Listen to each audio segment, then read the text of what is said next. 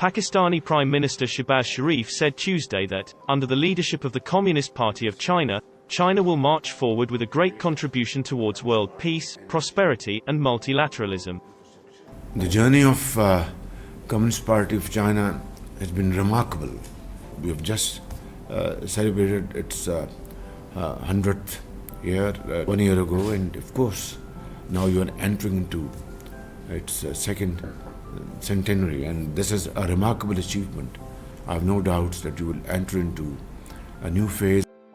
China is now second largest economy of the world, and I have no doubts that this under CPC, China will march forward, with a sense of great achievement, and of course a sense of a great contribution towards world's peace, progress and prosperity and multilateralism, which conforms to the principle of United Nations Charter.